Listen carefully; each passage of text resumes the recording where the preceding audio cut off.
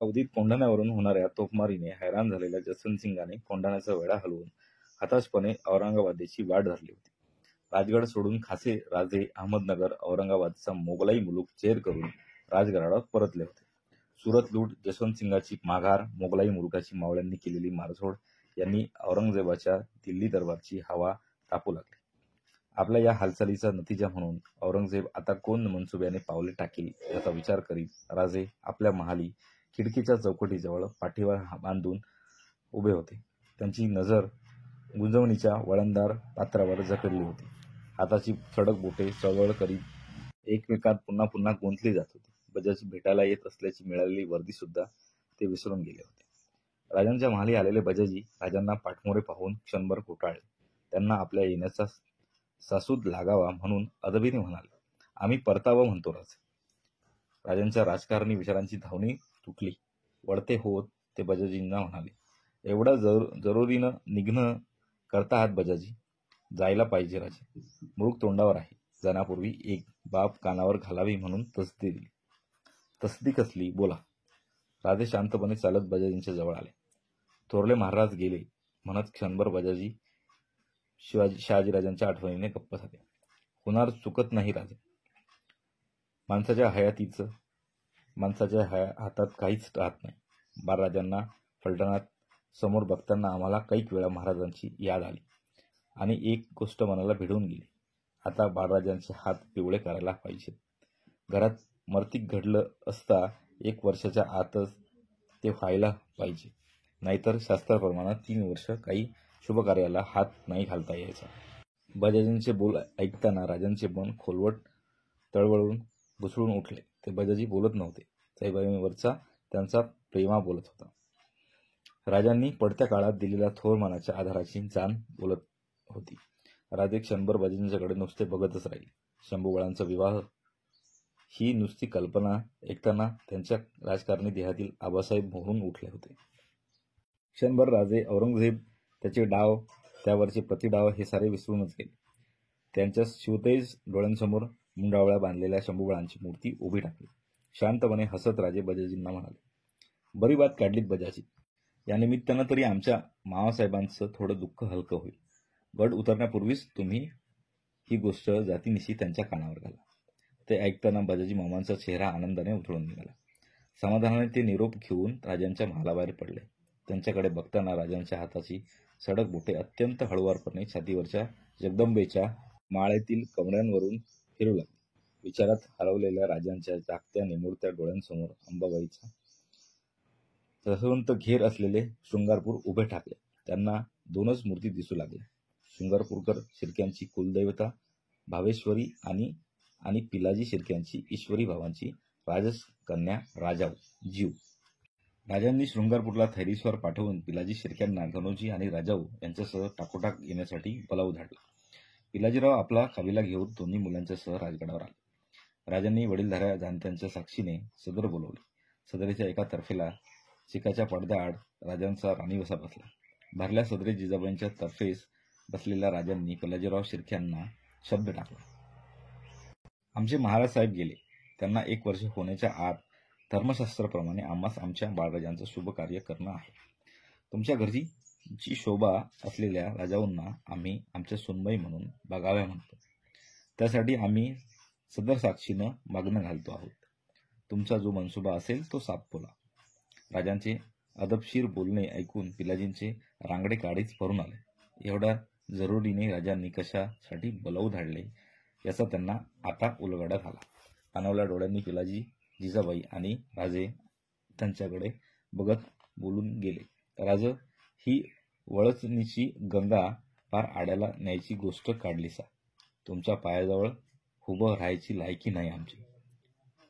बाळराजांच्या साठानं लग्नाचं पोर पाहिजेत असं कवाबी हुकूम केला असता तर आणून पायावर घातली असती. या परास काय सोनं होणार आहे तिच्या जन्माचं.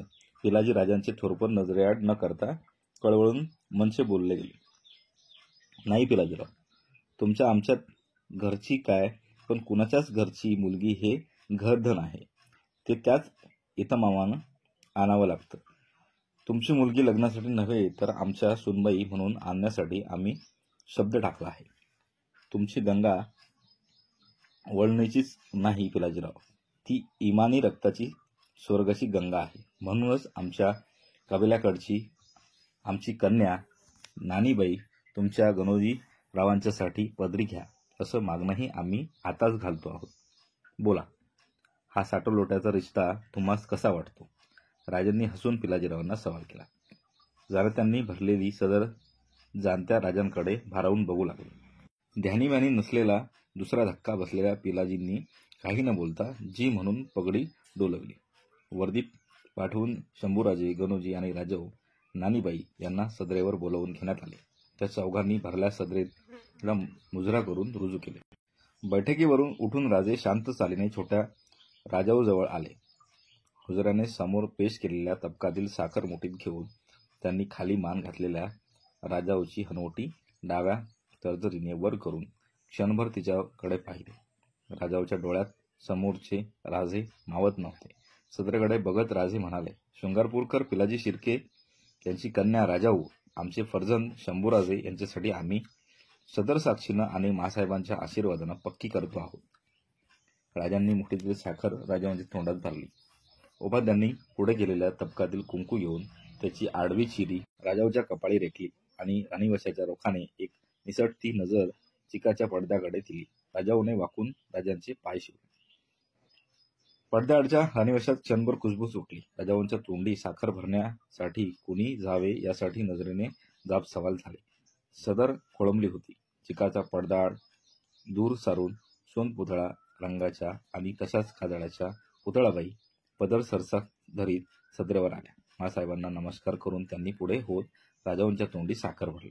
वाकून नमस्कार करणाऱ्या राजाऊला औक्षवंत व्हा असा तोंडभर आशीर्वाद दिला. पिलाजींनी आपल्या पत्नीसह नानीबाईंच्या तोंडी साखर फोडून त्यांचा मळवट कुंकवाने भरला. भोसले शिर्के रक्तसंबंध पक्का झाला. लग्नाच्या याद्या बाळाजी आवजींनी आपल्या गोमठ्या हस्तलेखात पुऱ्या केल्या.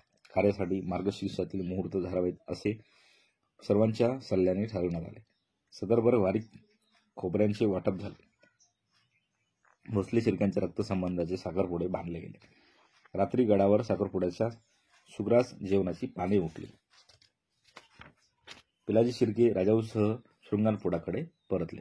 मृगाने आपल्या पानथेंबांच्या अक्षता मावळ मुलखावर उधळायला सुरुवात केली. मळवट भरलेल्या लाल नद्याच्या दर्शनासाठी दौडू लागल्या. आता 4-5 महिने राजांचा मुक्काम राजगडावरच पडणार होता. शंभूबाळांच्या शुभमंगलाची तयारी राजे जातीनिशी करून घेऊ लागले. पुतळाबाईंच्या उत्साहाना उधाण आले होते. धनाऊंचे गोंदले हात कुठले काम पडू देत नव्हते. प्रत्येक कारखान्यात फेरफटका टाकून जिजाबाई हरेक चीज नजरे घालून घालीत होत्या. जरी शेल्याच्या गाठीने जखडबंद झालेल्या राजाऊंना पाठीशी घेऊन शंभूराजे आबासाहेबांच्या आशीर्वादासाठी खाली वाकले. राजांच्या रक्तसतेज पायांच्या सडक बोटांना हात लावून ते शंभूराजांनी आपल्या टोपावरून मागे नेला. आपले मुंडवळ्या मंडित कपाळ शंभूराजांनी आबासाहेबांच्या पायावर टेकविले. त्या स्पर्शाने राजांचे उभे अंग मोहरून उठले.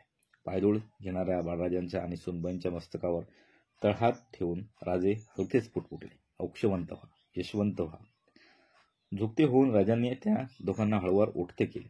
लग्नसाज घातलेल्या टोपाच्या वळीत निसटत्या अक्षता अडकलेल्या शंभूराजांकडे राजे दर्पणात भगीलसारखे बघू लागले. त्यांच्या मनात तळवाटातून सईबाईंची सावडी मुद्रा उसळून वर आली. त्यांचे शेवटचे बोल राजांच्या कानात घुमून उठले. आमचे शंभूबाळ एकला जीव पदरी घातला. आणि राजे क्षणभर स्वतःला हरवल्यासारखे नवरदेवच शंभूबाळांना बघतच राहिले. खालीमान घातलेल्या राजांच्याकडे बघताना राजांच्या मनात विचार येऊ लागला.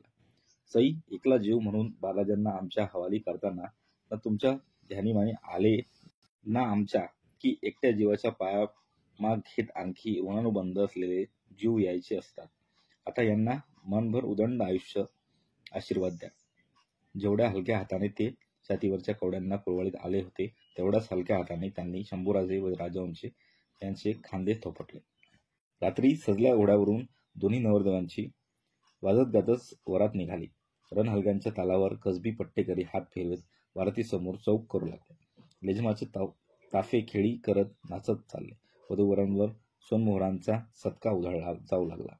उखळ्यांचे बार दणदणू लागले. मध्यरात्रीनंतर देवदर्शन करून वराती परतल्या. गृहप्रवेश करणाऱ्या शंभूराजांची वाट हात पसरते करून सखूबाई रोखून धरली. आपल्या बंधुराजांना त्यांनी रक्ताची आठवण देण्यासाठी सवाल टाकला. बोला, तुमची मुलगी आमच्या घरी द्याल? शंभूराजे गोंधळले. नेताजींनी त्यांच्या कानाशी तोंड नेऊन कुजबुजत त्यांना तोड सांगितली. शंभूराजे हसत सखूबाईंना म्हणाले, आली आमच्या घरी तर देऊ तुमच्या दारी. सखूबाईंनी वाट सोडली. शंभूराजांनी उंबरठा पार केला. त्यांच्या मागून खालच्या मानेने चालणाऱ्या राजाऊंनी डावा पाय पुढे सरसा करीत उंबरठ्यावरचे शीख भरले मावळी तांदळाचे माप लवंडत केले. भोसल्यांच्या उंबरठ्यात दाणेरास पसरली. सोनबाई म्हणून सुलक्षणी लक्ष्मीचा पायांनी राजाऊंनी गृहप्रवेश केला.